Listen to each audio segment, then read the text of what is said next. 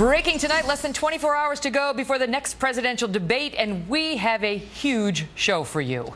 Big news from the latest poll just out. 4 of the top presidential contenders join us with a preview of their debate strategy and new comments just coming in from Donald Trump.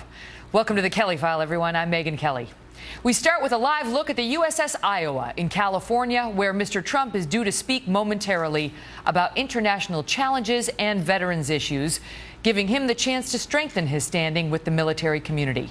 We will be streaming this live at foxnews.com, and we'll bring you the news as it happens. But one of the big political stories today is the new polling, showing a statistical dead heat now for the top spot in the Republican race for the White House. Look at this. Donald Trump and Dr. Ben Carson are now effectively tied for first in the latest CBS News New York Times national poll. Mr. Trump at 27%, Dr. Carson with 23%, which is well within the margin of error.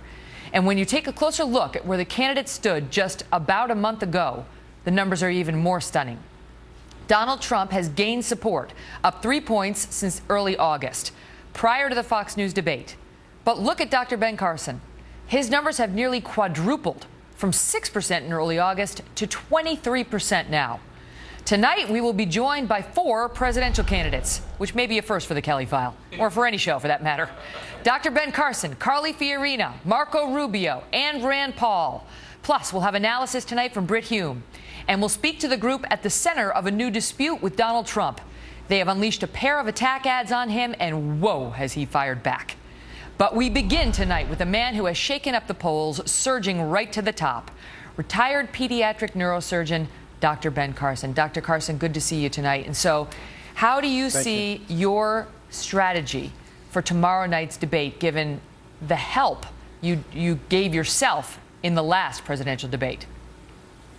Well, I don't think that my strategy is going to change at all. It's going to be to tell the truth and to talk about, my vision for America, which I think is something that a lot of people resonate with. The polls are not particularly surprising, given the fact that I'm out there amongst the people a lot, and I've been seeing the level of enthusiasm and the size of the crowds for quite some time. It hasn't really been reported on, but we've seen it, so this is not very surprising.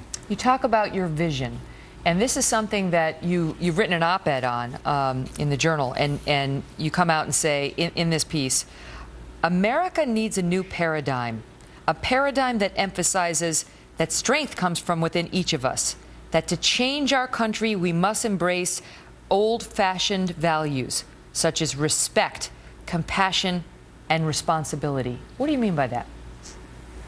Well, I mean, America is an incredible country, by far the greatest country the world has ever known. Before we came along, people did things the same way for thousands of years. Within 200 years of the advent of America, men were walking on the moon. And we reached a pinnacle much faster than anybody else, and a much higher pinnacle. And it was because of the values that we manifested.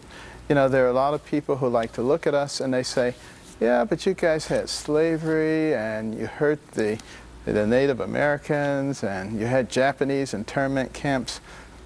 I don't deny that those things occurred, but we learned from them.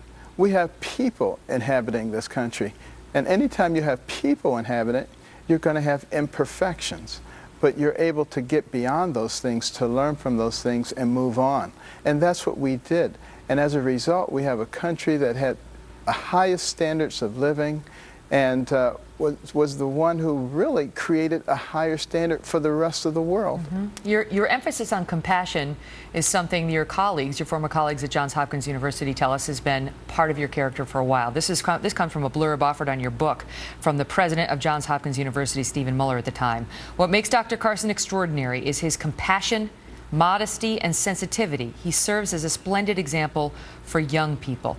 Compassion in some conservative circles raises alarm bells of he's going to be a big spender.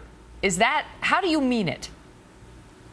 I mean it in terms of us being willing to invest in our fellow man. America has always been an extraordinarily compassionate nation. We were the impetus for socialism. because the Europeans looked over here and they saw the Carnegies and the Mellons and the Fords and the Kellogg's and the Vanderbilts, and they said, those people have too much money. We need to have an overarching government. But what they didn't realize about those names and many others is that instead of just hoarding money, they built the infrastructure of this nation, the transcontinental railroads, the seaports, the textile mills, the factories, providing the mechanism for the most powerful and dynamic middle class the world has ever seen, which rapidly propelled us to the pinnacle. And they also built libraries and museums and but you know how people charitable feel now. organizations. So many feel resentful of the rich, and they feel there are the haves and the have-nots. And I know you've been focused in particular on many folks who live in have-not communities. One of the things you write in your piece is the family unit, that's what we need to be focused on right now. The family unit, that most crucial inculcator of values, has disintegrated. And you write, I'm afraid we're on the front end of a lost generation. How does the 2016 presidential race factor into addressing that? Well, I, for one, will be talking about it very substantially, about the things that impact the family structure in a negative way. Many of those things are considered politically incorrect because every family structure is supposed to be of equal value in the PC world.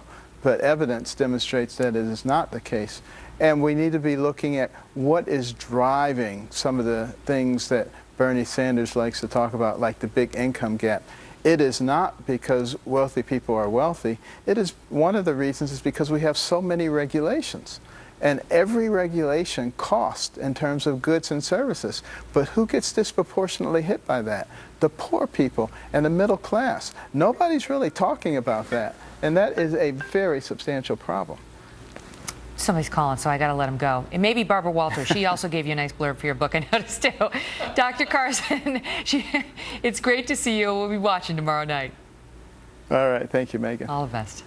Well, we are only getting started tonight with Carly Fiorina and Senator Marco Rubio up next on their strategies for tomorrow. And then Senator Rand Paul talks about his plan for taking on Trump. Plus, Brit Hume is here to talk about who faces the highest stakes on the big stage tomorrow night. And then we'll speak with a conservative group now spending $1 million to go after Donald Trump in the state of Iowa. That group's message and Trump's response just ahead. Trump wants us to think he's Mr. Tell It Like It Is, but he has a record, and it's very liberal.